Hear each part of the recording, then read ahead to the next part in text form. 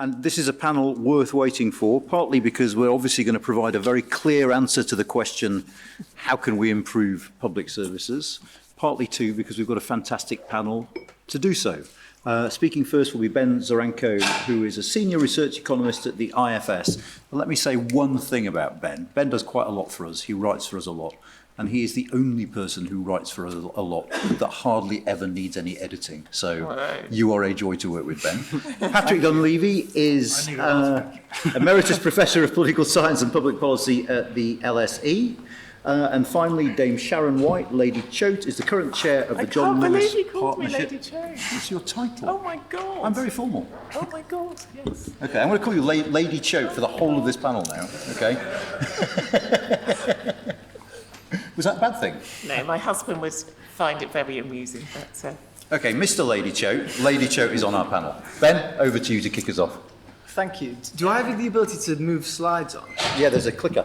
Great. I don't know if it works. We'll find out very shortly. Thank you. You can stand at the podium if you'd rather. No, I'm fine staying here. Thanks. All right. Yeah, thank you for staying around, everyone, for what I've heard described as the headline slot, but also the graveyard shift. So I'll let you decide. What I thought I'd do is start by showing you three pictures, which I think provide some really important context for this discussion, and then give you three big picture points, recognizing that this is a big topic, and a bit of humility here about, how many answers I can give. Full stop, never mind how many answers I can give in 10 minutes. So first I want to talk about funding. Funding is not the be-all and end-all, but I don't think we can have a conversation about what public services can and should be delivering if we don't talk about the resources available to them.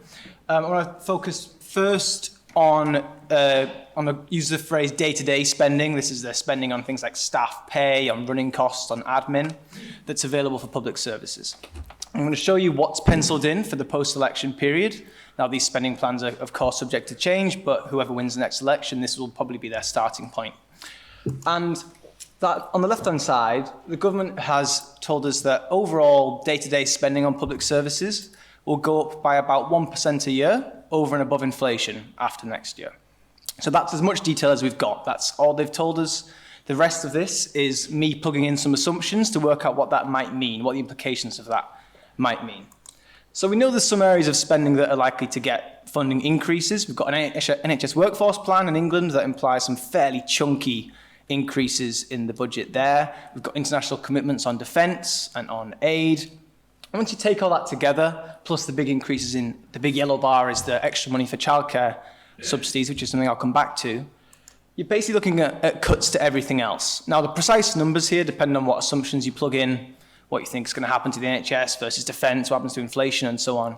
But your courts, your councils, your further education colleges, HMRC, the DWP budget for running their services, all of that, on the face of it, is facing cuts over the next few years, and some quite chunky ones. The government would have to find ballpark, we think, £20 billion to avoid having to cut any of those services. And this is the starting point for the post-election, maybe pre-election, but probably post-election spending review. That's on the day-to-day side. Things are even tighter on these stated plans if we look instead at capital or investment, where the government has planned a cash terms freeze, so those capital budgets will be steadily eroded by inflation and they'll shrink as a share of the economy. So this is government investment as a share of the economy. We've talked a lot about investment today. Over the past 45 years or so, you can see it's averaged just over 1.5% of GDP. You can see it's forgive me, my neck doesn't quite turn around like an owl, so I'm going to struggle a little bit here. But you can see it's above that long-term average at the moment, but on current government policy, it's set to fall quite sharply over the next parliament. And I think what's really quite striking is that even if Labour were to win the election and implement their will they, won't they green investment plans, which will add up to 28 billion, require about 20 billion extra, that would still leave government investment on a downwards path. It would still be lower at the end of the next parliament than at the start in real terms and as a fraction of national incomes. So the takeaway from that is that the outlook for investment is tight. But there's one thing I want to add on investment, which is there's been lots of consensus, I think, today that more investment would be a good thing. But I think we also need to remember the flip side of that is that extra investment isn't free. It has to come from somewhere. And I think the proponents of higher investment should also think about, are they also arguing for more borrowing from abroad? Are they arguing for less consumption? If so, whose consumption? What sort of consumption? Those things have to come together. One final point on funding before I move on. We spend a lot of time, myself included, talking about the level of funding. I think we should spend more time talking about how it's allocated between different parts of the country and between different services, where lots of those allocation formulas just aren't fit for purpose, they're not up to date, and we can and should do better. And we shouldn't just talk about funding, we should also talk about what we get for that funding. And there's a lot of discussion about public sector productivity of late, and I think that's for good reason. I'm going to focus here on the NHS. The NHS is not all public services, of course, but it is such a big chunk of overall public service spending that what happens to the NHS probably dominates anything that's going on elsewhere. It makes up more than 40% of all public service spending, so relatively small sounding changes on the NHS will be, more significant than much bigger sounding changes to tiny services. Now, this is a relatively simplistic measure, in case we've got any NHS England staff in the audience who are going to call me out on this. This is not intended to be the definitive answer. There's more sophisticated ways of looking at this, but this is just to try and show you that there is a problem here. So on the left-hand side there, that's the change in hospital staffing in England relative to pre-pandemic. You can see that across a number of different staffing groups, we've got plenty more staff than we did previously. About a quarter more junior doctors, about 20% more nurses. But on the right-hand side, that's a change in the number of people being treated by those hospitals, which is more or less flat. So we've added loads more staff, we've added more money, but hospitals aren't treating any more people than they were pre-pandemic. Now, some of this is maybe patients are more sick on average, maybe more of those staff are off ill, maybe there's all sorts of other explanations about what's going on, more people being treated outside of hospitals, but that might reduce the scale of the problem. It doesn't make it go away. Looks like there's quite a big productivity issue in at least some parts of the public sector. All right, I may have gone off the end of the slides there, but I want to just finish, that'll do, and make 3 points, sort of fairly big picture points based on that. The first is that if we're taking those funding plans, those spending plans seriously, and we really want to implement those, the government really ought to be telling us what it is that the state currently does that it's going to stop doing. We should be having a conversation about which state responsibilities we're going to shed in order to be able to cut spending like that. And instead we keep adding state responsibilities. We've decided to add a new arm of the welfare state in the form of subsidies for childcare for 2-year-olds. We've extended the generosity already, so we're planning to extend the generosity of the adult social care funding offer. And I think I just issue a plea to the government that if you're going to extend the state like that, you really need to be also raising taxes at the same time, or you just end up risking a disconnect between the ambitions and the expectations of the state and the funding that's available to deliver those things. So to give one example on childcare, you might promise parents of 2-year-olds that they're entitled to so many hours a week. If you lowball on the funding and you set the prices such that providers don't want to offer those places, it might be something you're entitled to in theory, but actually not able to access in practice. So it's important not to let those things get too disconnected. The second point I'd make is that it's very hard to be sure about these things, but I think there's a plausible case that cuts to capital budgets and a fairly low level of investment over a sustained period is part of the reason why public services might be struggling now and part of the explanation for some of the productivity issues. And there seems to be an input mix problem. So on the NHS, we've added loads more frontline staff, but maybe that's not been coupled with more buildings, more beds, more managers, more digital. And I think that if you continue just to go down that path, you risk storing up problems for the future. I think you'd probably tell a similar story for the police, perhaps. So we've got more frontline officers, but we've cut backroom staff quite substantially. And my final point is, this may not come as too much of a surprise given points 1 and 2. I often get accused of being a bit gloomy and sometimes focusing too much on the downside. So I want to try and give a glass half full take on why I think there's grounds for cautious optimism on public sector productivity for 3 reasons. 1, there is scope for catch-up. Even if we just caught up to where we were pre-COVID, that would be a good start. Secondly, I don't think you necessarily need to shift the frontier of what's possible. It would be a good start just to look at why within the public sector, some NHS trusts seem to be so much better performing than others. Some schools seem to be so much better performing than others. Some prisons seem to be better run than others. And trying to improve, take some of the low performers and make them more like the average, that would be a great thing to do without having to reinvent the field of medicine with quantum computing or anything like that. And then the final point relatedly is I think there's some low-hanging fruit. Maybe you don't need to replace your GP with a large language model. Maybe it would be enough just to make sure that doctors can reliably turn on their computers on a morning and have that computer speak to another bit of the NHS without any sort of need for radical AI-driven changes. And I think Patrick will probably offer some more thoughts on productivity now. Thank you very much.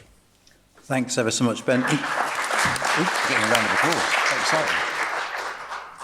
In case the Treasury are watching, I've recently become a big fan of the idea of the state subsidising grandparents for providing childcare. So if anyone's watching, Patrick. Could you pass that? Hi.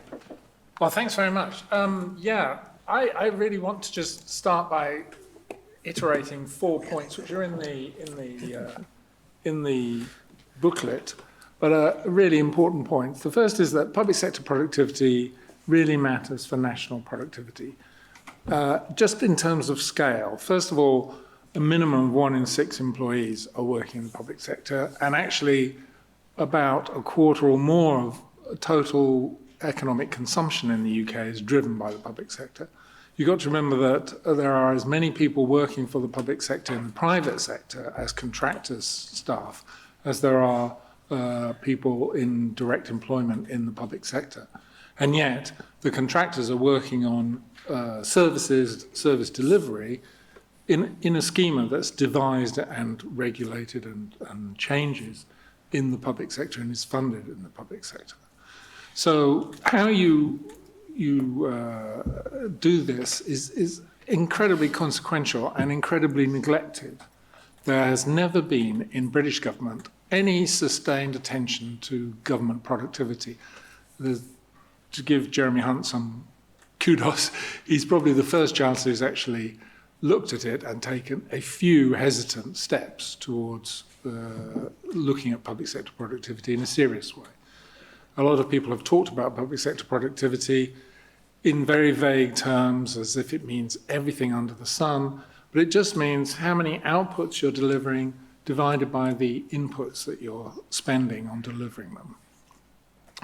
Public sector productivity for decades was treated by economists and by the Office of National Statistics as being absolutely stable. And the reason for that was they didn't know how to measure outputs in the public sector because they weren't in a market and they weren't being charged for. So they had, well, let's just put inputs and then divide by inputs. And guess what? The answer was 1 for 80 years. So this is a hugely neglected topic, and it still is neglected. And we've got some evidence now that shows us that there are huge variations in how public sector agencies' productivity changes. So we know, for example, that in the decade from the 1990s to the 2010s, customs productivity grew very, very fast. Meanwhile, from 1988 to 2010, productivity in the delivery of welfare benefits actually declined to minus 40% at various points, and at the end of 20 years managed to crawl back up to where it was in 1988, which is a terrible record. So this neglect of public sector productivity has had really serious consequences. And even now we have productivity data from the ONS that's either about the whole of government or about huge government sectors. It still has inputs over inputs in some large parts of it. And it's all at a national level. So you get, this is what the NHS productivity in England was. Well, if you're the manager of an individual NHS trust, then you're not going to really see that as relating to you. That doesn't feed through into an organizational and managerial imperative. So what we really need to do is measure public sector productivity at the level of individual organizations. We have the capability to do that now since various changes have been made, and every government organisation, every major government organisation in the UK could do that with a bit of help, I think, from ONS, Treasury and various other sources. And we are currently just on the cusp of what some observers call the third era of digital era governance. And that's a big, big change with lots of potential from new data science, artificial intelligence systems, large language models, drones, robots, and a whole new wave of automation. So there are unprecedented chances for really rapid public sector productivity growth. To give you an example, a big function in hospitals is moving around food, waste, patients, laundry, medications, and so on. And that consumes quite a substantial proportion of hospital budgets. It's being done at the moment in exactly the same way as it had been done in the late 19th century. There's been no change really about that. It's just manual people pushing things around. And there's huge scope for introducing the kind of techniques and technologies that have worked in the private sector, logistics sector, into hospitals. Well, let me just finish on one point, which is that changing public sector productivity is important not just for these organisations, not just for the reasons that Ben enumerated, namely that resources are very tight, we need to make the best use of resources wherever we can, but because these organisations are very substantial contributors to local and regional economies. And you can get a measure of this from some work that was done in Nottingham Trent University, which is pioneering work, where they actually decided to try and work out who was employing people in Nottinghamshire. Data which, incidentally, ONS still can't give you for any other place in the country. And everything that's shaded in red is private sector, and everything that's in black is public sector.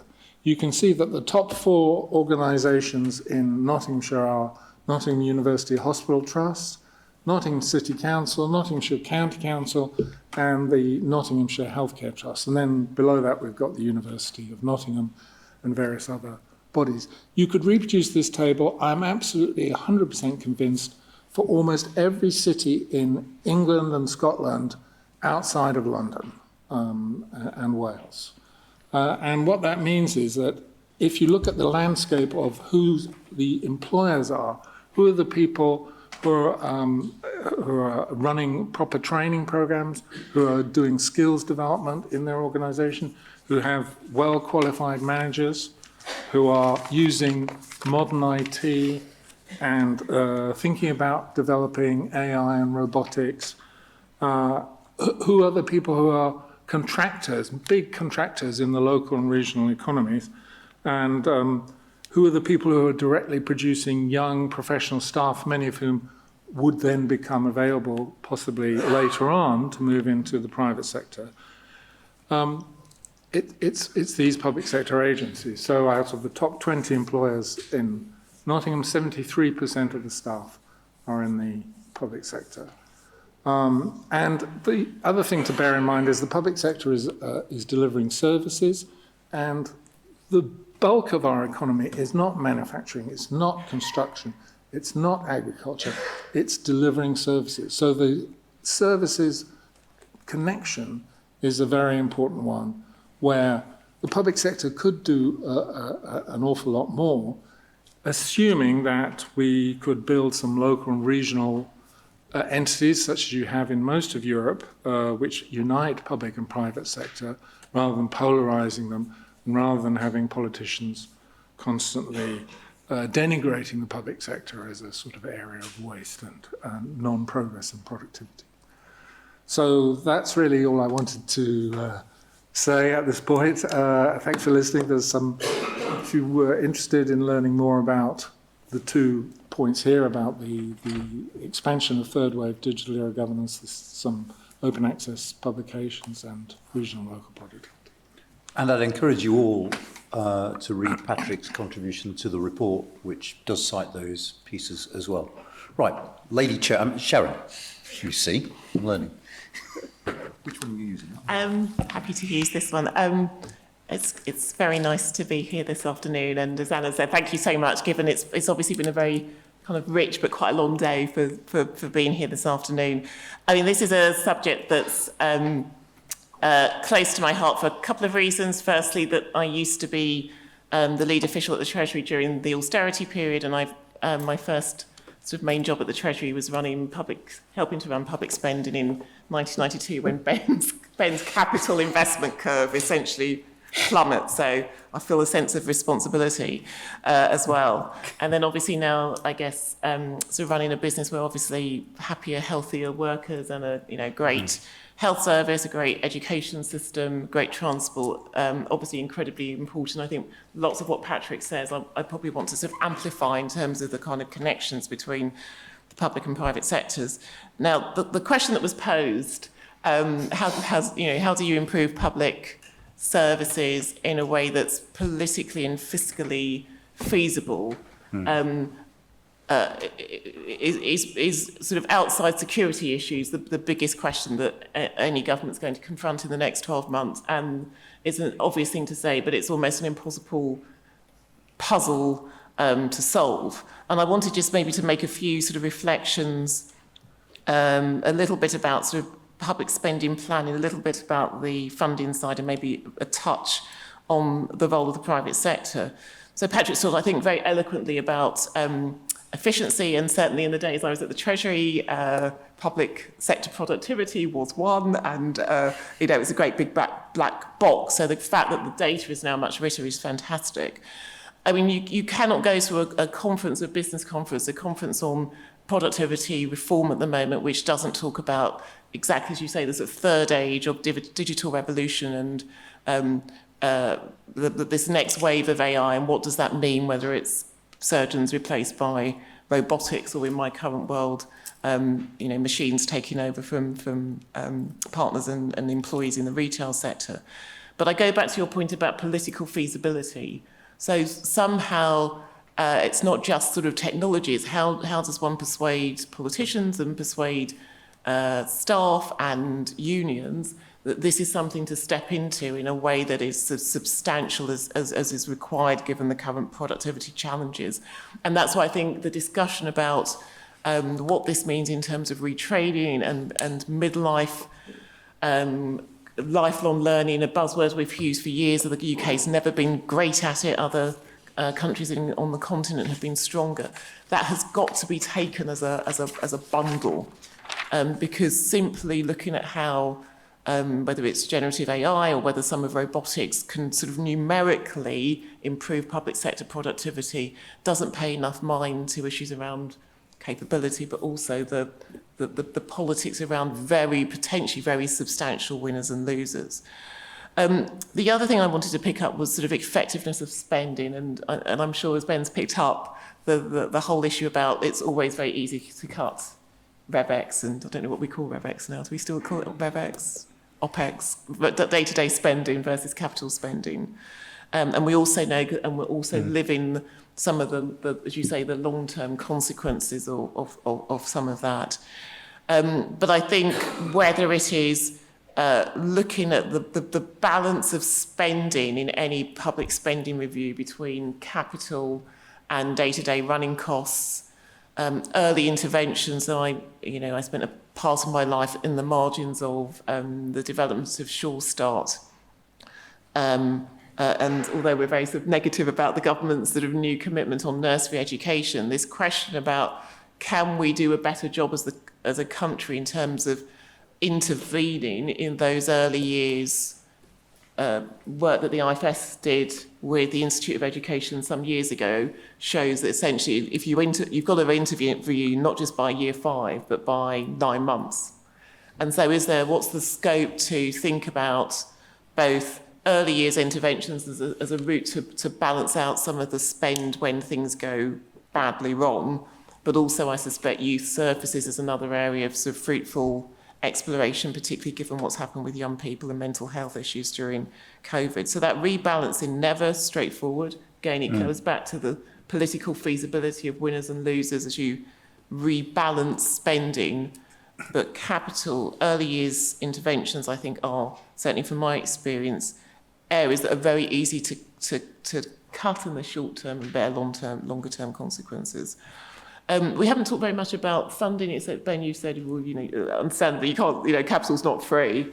And so obviously there's a sort of trade-off between different areas of funding. I think obviously interest rates are probably have peaked. Will start to come down in the US, and I expect the UK ECB will start to follow. So first of all, obviously there's a question about what fiscal space there is genuinely this year, and obviously it's a political, economic judgment between paying down debt when there's so little fiscal space after financial crisis, COVID, and obviously the cost of living payments, but what actually is the fiscal space, and is there perhaps being a glass half full, but is there more fiscal space perhaps than we're giving credit to? I think what's interesting, again, coming back to your fiscal and political feasibility, is the role of hypothecation.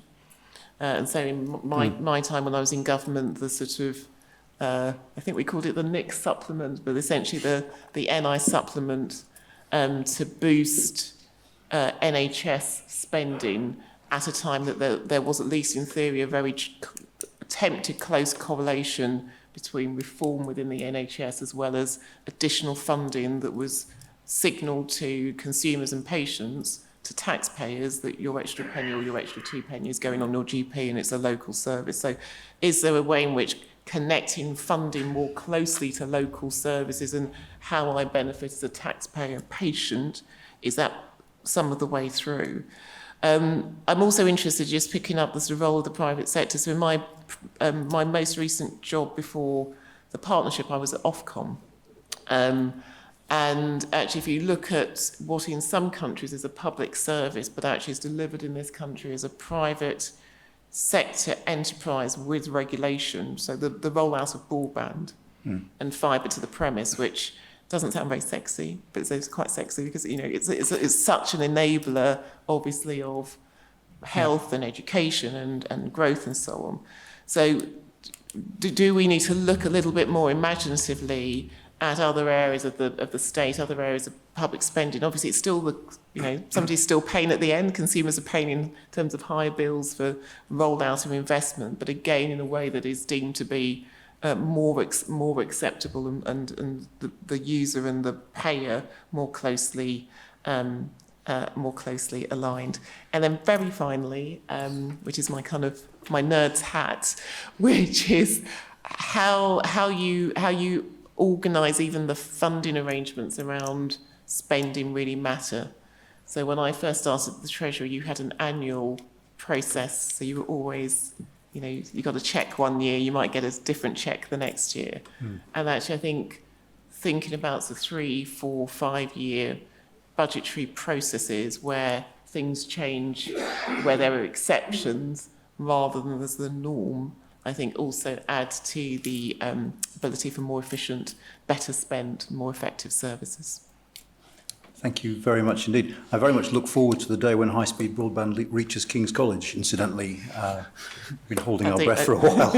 I mean, the first reflection on what I've heard, I suppose, and this shouldn't surprise you because I'm a political scientist, not an economist, is that the point about political feasibility is really, really important. But I do wish that political feasibility didn't apply simply to what politicians can get away with doing, but also to what politicians say. Because the takeaway from Ben's graph was that the promises, the forecasts about the medium term beyond sort of 25, 26 are politically undeliverable and actually require a scale of cuts that I just don't. So in a sense, that sort of sense of political feasibility should, I mean, this is naive, but the bottom line is we need to be having a more honest conversation about taxation in this country, about what we can afford. And actually the first question here is what I'm going to put to all of you is, is the answer to the public services dilemma that simply we need to lower our expectations a little bit, that actually, part of the problem is that the public's demands are growing and we need to rein our expectations back a bit. I mean, that's a very, very gloomy thought, but do you think there's any truth in that? Any of you? Well, I don't. Good. Let me take an example from the last couple of weeks. The UK has intervened against the Houthi regime in Yemen. Now, leave aside the question of whether they should intervene or whether it's a good idea. The question is, how efficiently is that intervention being done? And the answer is incredibly inefficiently. So we have 2 destroyers out there. It turns out that these destroyers do not have any missiles that can fire at targets on land. They can fire at things in the air, they can fire at things at the sea, but they can't have anything that fires at a target on land. Well, why not send a ship that can do that? Answer, all of the Navy ships, frigates and destroyers, cannot fire missiles at a target on land. So in order to drop 8 bombs on various little sheds in Yemen, the UK is flying 4 Typhoon fighters plus a tanker aircraft all the way from Cyprus down to Yemen and back again. Now that's hideously expensive. The question is, why is that so hideously expensive? And the answer is that the Ministry of Defence is a terrible defence planner. It never actually thought through the idea that possibly a surface vessel might need to fire a missile at a target on land. And not only that, but apparently they've been asleep at the wheel for the last 2 years of the Ukraine war because they've never heard of drones and they've never heard of kamikaze drones and little attack drones that you can buy off the shelf for £1,000 and would be just as good as the ones that the Houthis are sending at us. So I don't agree that, the problem is that public is demanding too much. The problem is that the public sector has not been very consistently innovative in terms of picking up new technologies and using them quickly, feasibly, and at low cost. And that's really a huge problem right across the healthcare system, together with various other problems like running the NHS at 95% bed occupancy is just a ridiculously poor productivity practice. And we need, as we found during COVID, we need vastly more bed spaces for emergencies and for extra cover and so on. So that's really, a very large part of the public sector's problems. It's been a lack of innovation and a very slow take-up of past digital and other opportunities, but also very slow take-up of new capital investment.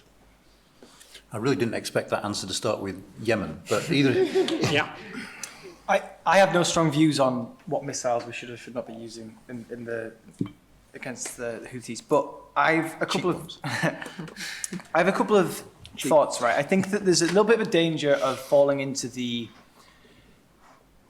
this is a very IFS answer if any of you frequent our conversations, but it doesn't have to be that we have a bigger state and higher taxes. We could choose to cut the size of the state, spend less, and have the state deliver less for us. What you can't do is want to maintain or cut the size of the state and have it do more. And I think the challenge is in a world with an aging population where more people are living for longer with more complex conditions, and also more people living into adulthood with things that previously they may not have survived into adulthood with. If you want to maintain the same range of services, in that world, that just becomes more expensive. So it's not even that we have to raise more in tax to have all these extra nice new things.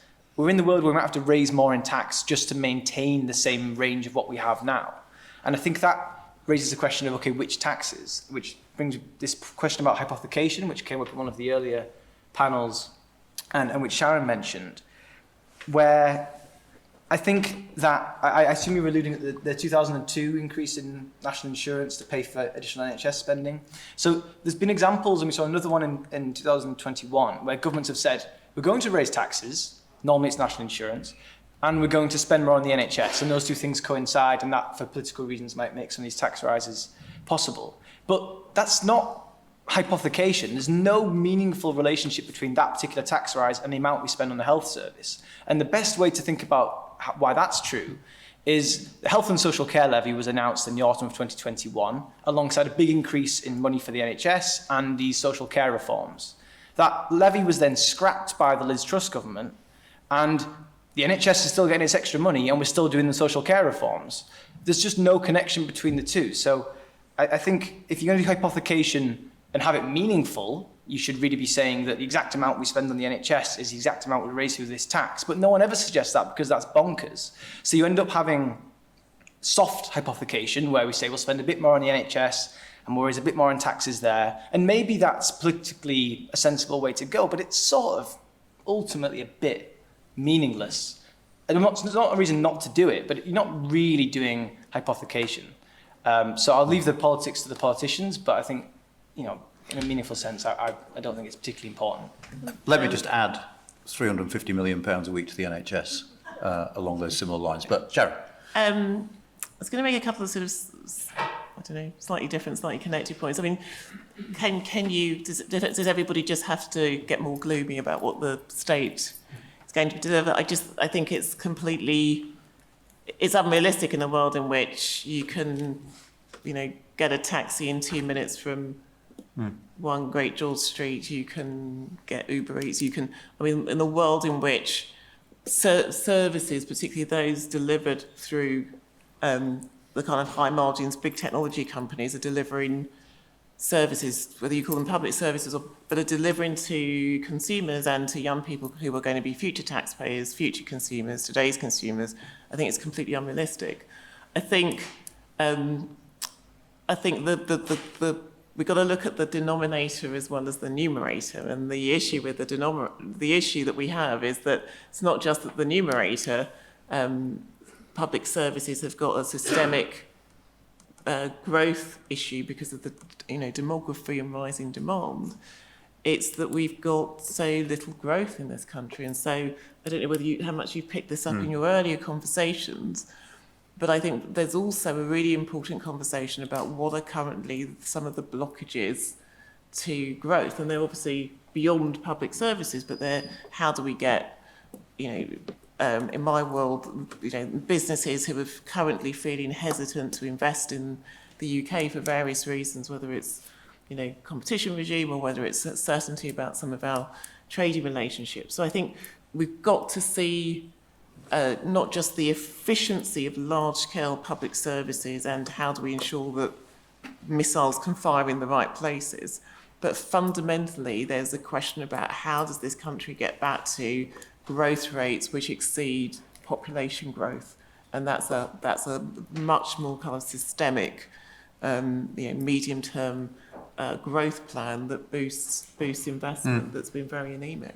Can I just remind you on Slido, even if you're not asking a question, if you want to vote for the questions you want me to pose to the panel, that means the questions you want will get posed, and it makes my life a lot easier. So you can just sort of give a thumbs up to the questions on Slido, and they'll come to the top. Just a couple of questions. One on NHS specifically, and we have that paradox of greater staff numbers and lower productivity. To what extent is that due to not being able to get people out because of an absence of social care? To what extent is that due to the crisis? To what extent are these crises interlocked, if you like? Anyone? I can take that one. I think that there is an element of that. There's some sign in, the NHS has unhelpfully changed definitions on this several times, so it's very difficult to say anything for certain, but there's some signs that there's increased difficulties discharging people back into the community because of a lack of available care packages. We did some lengthy academic work looking at this a few years back, and it's very difficult to find a relationship between what's happened to local spending on social care and discharges from hospital. I think that that's more of a story of a lack of coordination than a lack of resources, though I think both probably play a part. I think the two big things I think about why the NHS is struggling on its measured productivity.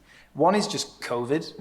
There are still a lot of people in hospital with COVID at the moment, and they have a much longer average length of stay than the typical hospital visit. So they're just taking up a lot of bed days, that's taking up a lot of resources, and that's just meaning that there's Patrick talked about the NHS runs at quite high occupancy.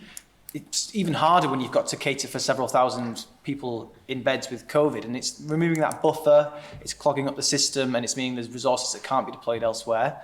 And I think the second one is just this problem of input mix, where we've got more and more frontline staff, but they're not being backed up by the number of managers has fallen, while the number of frontline staff has gone up. The spending on capital is flatlined more or less, while the number of staff has gone up. And if you keep throwing more and more staff into a system, if you're throwing more and more chefs into the same size kitchen, you're not going to get more and more meals out of it at the end of the day. You've got to also think about the other inputs to that equation. And I think that there's 1,000 more possible explanations, but those are the two big ones, I think. I mean, coordination is partly a question of management and ICT, isn't it?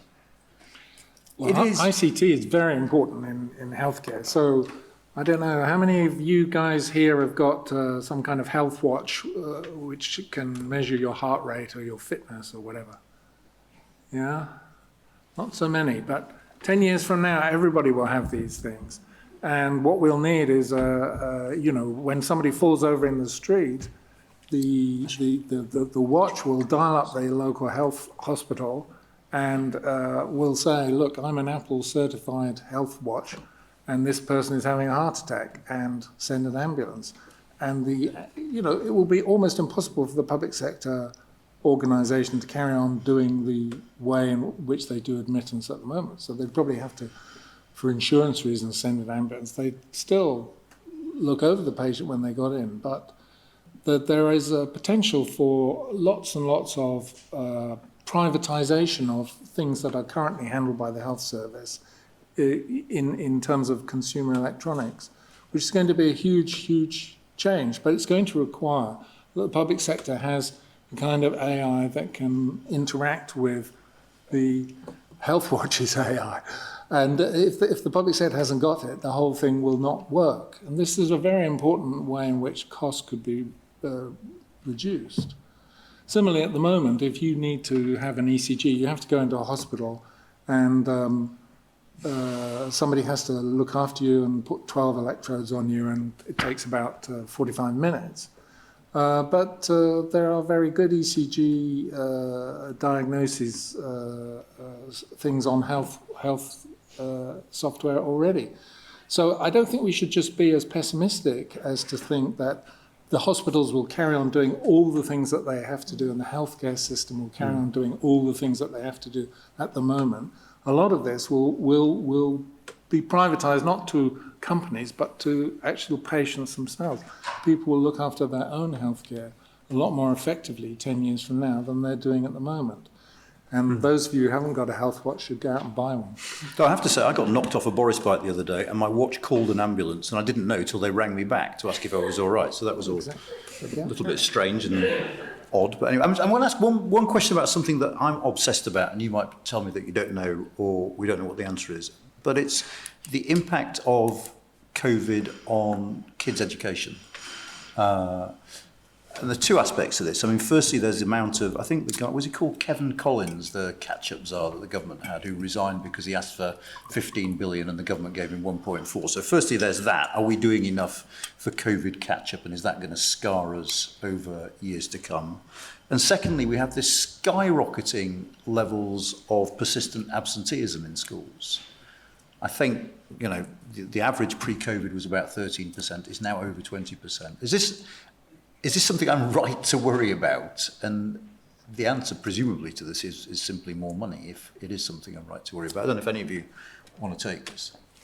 I mean, I don't know the data, but I guess like lots of people, I'm a mother of teenagers, and even just the sort of anecdotal evidence of the last few years, I think this is the I don't know whether it's a sort of the sleeper issue. I think this is a fundamental issue, both for the children concerned, both for how education gets organised for children who have got sort of different neurologies, for how the children of the generation now coming into university and even coming into the world of work.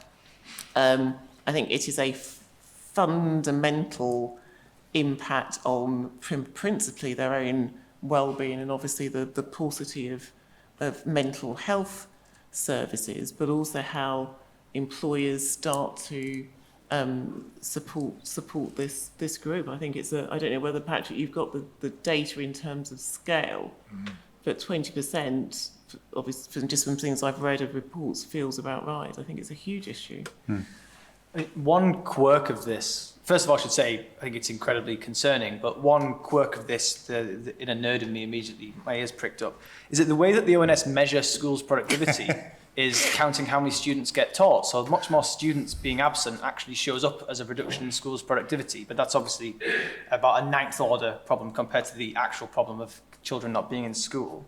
I think on the point of catch-up and should the Treasury have not been so tight-fisted, basically. That's what I was saying. It's effectively a question, right? Yeah. You read between the lines. The lines were pretty far apart, wasn't it? Hard. I think that it's a sort of microcosm of a larger question, which is often lots of interventions don't have a fantastic evidence base on them before you do it. And Sharon's been inside the Treasury. I've never worked in the Treasury, but my sense from talking to them is that you get a lot of people coming up with these bright ideas, saying it's a fantastic scheme, will more than pay for itself. The returns will be enormous, and I think there isn't quite a strong evidence base on lots of early years interventions, and some of those things can be fantastically rewarding. I mean, presumably that applied to furlough.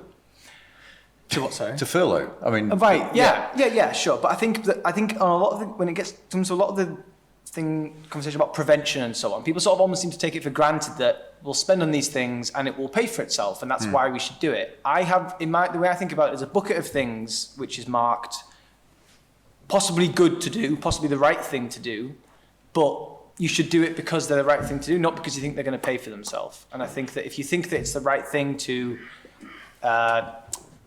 pay for a big tutoring program for kids who've missed out during COVID, or you think it's the right thing to do to spend more on adult social care for the elderly, or if you think it's the right thing to do to try and narrow educational inequalities, you should do that because you make a political argument it's the right thing to do. You shouldn't do it because you think it might produce some magical savings 20, 30 years down the line, even if maybe it will, because you can't bank on that. Although, maybe this is because there's still the Treasury official in me feeling the need to defend.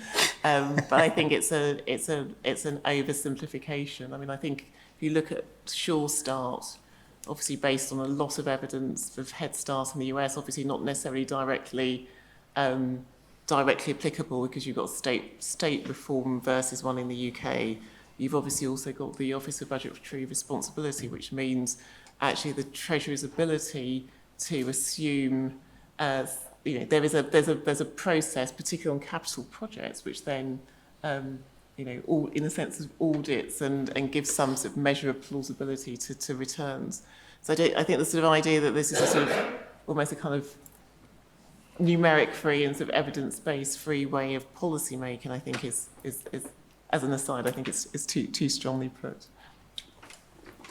I think the thing to bear in mind is that public sector productivity is not going to change overnight. What you really need to do is to track it and measure it at the level at which people are managing it in a given organisation. And you need to measure it in a consistent way for at least 5 years, ideally 10 years. And the problem with the UK has been that we have a whole system of ministerial initiative making, where ministers come in, make an initiative, and then in the last 10 years, practically they're gone by the end of the year or the next year. And then the new minister comes in and does something different. We've seen that earlier on in the sessions, the whole question of having an effective industrial strategy, which is vital for sustaining long-run economic growth, has been constantly vitiated by not just ministerial short-termism, but Whitehall short-termism and the short-termism of consultants and other people who influence ministers. So I think it's very important that, leaving aside any individual scheme, you should be trying to monitor how you're doing over a long period of years. It's only one bit of data. It's not the only one. It doesn't cover everything. But this outputs over inputs measure is a vital thing to have.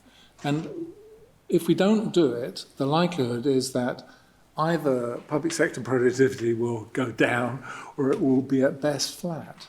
But if we do it, and if managers can see that their organisation has or hasn't improved over a reasonable run of years, and if policy was a bit more stable and a bit less initiative orientated and never assess the consequences orientated, then I think we could move to a very different sort of setup. And, you know, that also means that we need to look forward to the future and think what we need to be doing. For example, current government was supposed to be building 40 new hospitals a year over a 5-year period, and that hasn't happened. In fact, we spent about £1 billion a year on capital investment in the NHS last year, which is a third of what we're spending on railways, even though the NHS is so important to us. So, you know, you really need to get the big picture correct. You need to have a certain amount of commitment to running the state in an ethical way, and that includes not publishing fake statistics for what you think public spending will be when you know it's going to be something else, which is really what the IMF was saying to the government yesterday. So if you don't have that basic ethical commitment to making the public sector work better over time, you get into the kind of omni-crisis that we seem to be in at the moment with public services. And particularly you get withdrawal of state, of NHS staff's goodwill and morale, and you get a lack of innovation because people fear that if they make an innovation, it saves some money, the management or the ministers will behave opportunistically and just reduce their budget. So you've got to really try and have a long-run policy for improving the public sector, and that's got to be vital for the whole country's economic growth, not just for the fiscal position of the public sector. Right, we've got 6 minutes left and a load of questions, so we're going to try and speed things up, which means that if any of you wants to take a question that I pose to you, take it, and we'll see. If the rest of you want to chip in, that's fine, but you don't all have to answer everything. So here's a question from Francis Coppola that I like, which is, how do we address the fact that elderly people, the biggest users of welfare services, think they've already paid for them, so shouldn't need to pay any more for them? Why do you like this question? Well, partly because Francis is getting cross because we were just talking about the NHS, so I thought I'd take her question, but I can have a go. I think the IFS will have a line on this. I think that it's hard to say for sure, but I think the evidence that's there suggests that there is going to be one particular generation that probably doesn't end up having, quote unquote, paid as much in as it gets out, because I think we weren't anticipating changes in medical technology, life expectancy, and so on. There's nothing we can do about that now. That's happened, and I think that we're not going to be able to.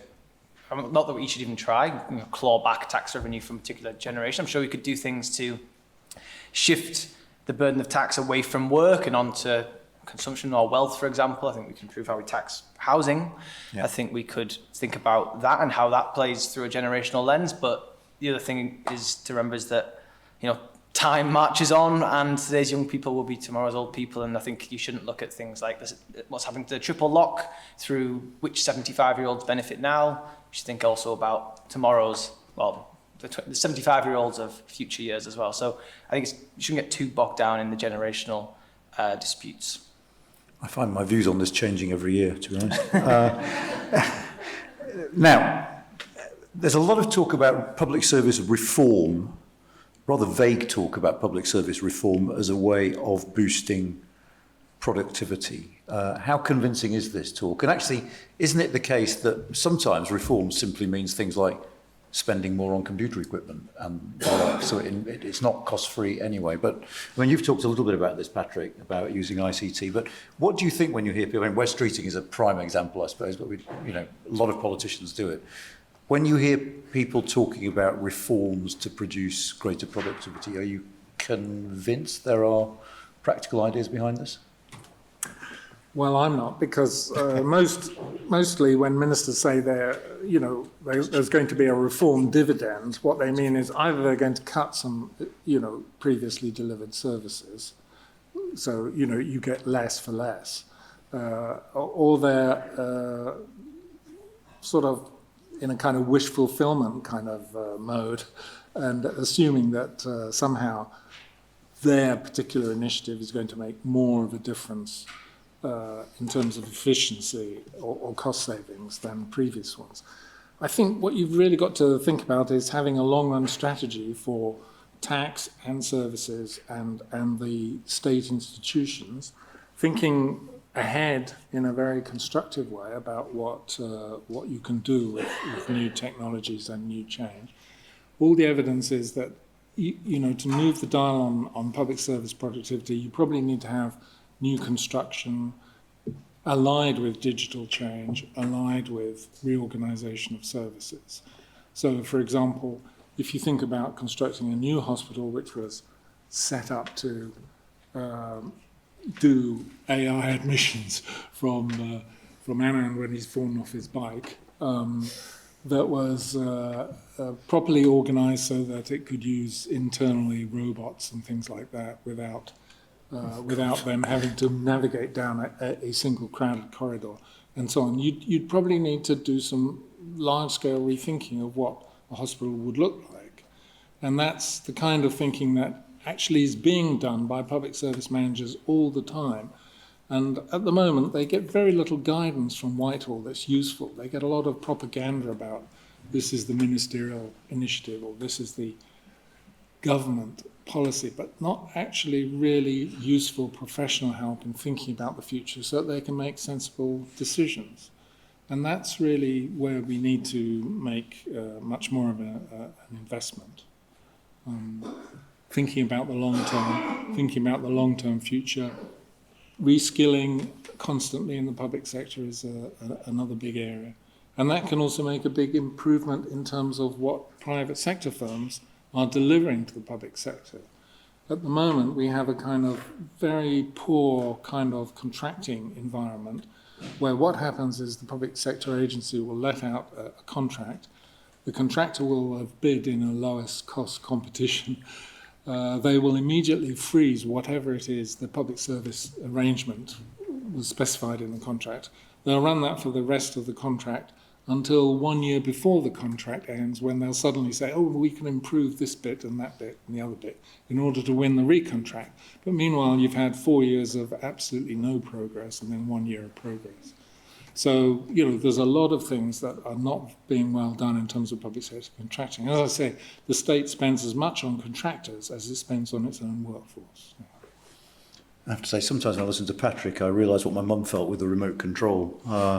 It terrifies me, some of this stuff. But final question then is from Keith Best, which is, are there things that the public services, that is done by the public service now that could usefully be transferred to the private sector? Are there state functions, public sector functions that the private sector could effectively take over? And if so, what are they? I mean, my only sort of take on this, I think, is very similar to Patrick's, that it's, what I can imagine is in a world in which there's just much more sort of self-administration, self-technology-abled, self-diagnosis. I mean, clearly, I think one of the other interesting things in terms of actually how do you organise the reform of large interlocking public services with 5-year parliamentary terms, bringing the right set of skills in. And I think one of the things that the private sector could help with is actually how do you organise these, you know, there's a reason why you've got a ship that doesn't fire missiles into land. It's not because people are stupid. It's because these things are very, very difficult to organise between procurement and different departments, etc. And the world is quite hard to predict. And the world is really hard to predict. It's not that hard. It's quite hard to, you know, well, in terms of sort of, you know, but people, these aren't stupid people wanting to do, well, the MOD. I would say. So there are, you know, there's having curiosity about why we are where we are and how one makes it more interesting and important to focus on the skills to get large-scale projects and large-scale reform that will take 2, 3, 4, 5, 6 years, a positive career trajectory for people. I think the private sector's got a huge role to play. And there is a massive structural political problem when it comes to doing medium and long-term things in this country, which should be the subject of another conference, I hope, one day. We have, I'm afraid, run out of time. Jonathan, I don't know if you want to say, and you sat right at the back, which indicates, oh no, you're going to come forward anyway. Jonathan's going to make some moving closing remarks now, before I do the thanks at the end. Don't move. Well, I was going to wait till you did closing remarks and then, you know, comment on them. Well, I will try and sum up. I mean, I think the first thing I should say is that obviously we have packed in an awful lot today, but Sit down, make yourself comfortable. we didn't even forcing you all to to packing it in and with only limited time for coffee still didn't mean we could fit in everything from the report. So there's lots more there.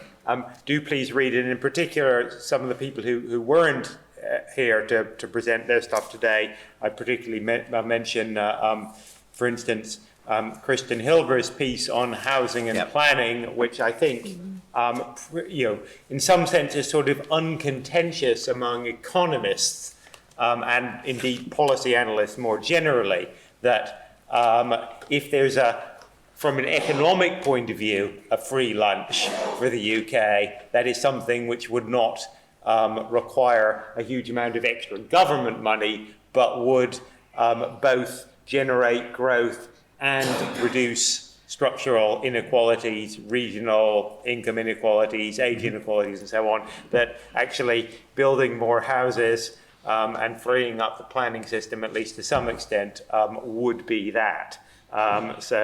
I'll mention that. Also, the related topic of how to address inequality, how to level up, as it were, productivity across the country. Henry Oberman making, again, what I think is probably, to some extent at least, a degree of consensus across economists, that when you're talking about leveling up, you should be worrying not about everywhere in the country, that is to say, not about primarily about relatively small or medium-sized towns, but rather about the lower productivity in some of our major conurbations outside London, Manchester, Liverpool, Leeds, Bradford, Birmingham, and so on. There is much more on the report. I won't talk about Hugh Roberts' piece on artificial intelligence because... You scare me. Yeah, well, exactly. I just don't understand that stuff enough to have anything particularly sensible to say, but do read it because he actually, unlike us, does know what he's talking about. So there's more there. But, in terms of summing up the day, I hope we've lived up to what I promised at the beginning, which was not to spend, that this conference was not about bemoaning how awful things are and about how difficult it was to change any of them. Inevitably, there is some of that. We are focusing on the problems, but we're also trying to look at solutions. And I genuinely think that if what we have here is not a manifesto. It's not a program for government by the sort of academic economists and social scientists party, attractive as that might seem. Nonetheless, I do think it illustrates that there is an economic, and as you saw, particularly in the first session, but to some extent in the other sessions, there's plenty of scope for disagreement and debate about exactly how you approach some of these questions. But nonetheless, I think that what does come out of it is that actually there is a coherent program for UK economic policy, without getting into specifics, that emphasized the role of stability and certainty in policy making, that emphasized taking a sort of a medium to long-term view over short-termism, that emphasized trying to improve the quality of our economic governance and our economic institutions, and that was honest with the public about the various trade-offs that we face, that all of those could mean that the UK's growth performance, despite austerity, despite Brexit, despite the fiscal position, despite the political difficulties of having a stable and sensible immigration policy, that despite all this, that Britain's growth performance, both on terms of growth and on the wider questions of inequality, well-being, and distribution, could be considerably better over the next 15 years than has been over the last 15 years. And so on that note, I think I'll stop on that note of optimism before I say anything gloomy. So an awful lot of the conversations today have reminded me of that wonderful phrase by Jean-Claude Juncker when he said, we all pretty much know what it is we should be doing, we just don't know how to get re-elected if we do it. But there's a slight sort of political issue here. I forgot, I should do this now, to thank this fantastic panel, Ben, Sharon, Patrick. You can give them a round of applause.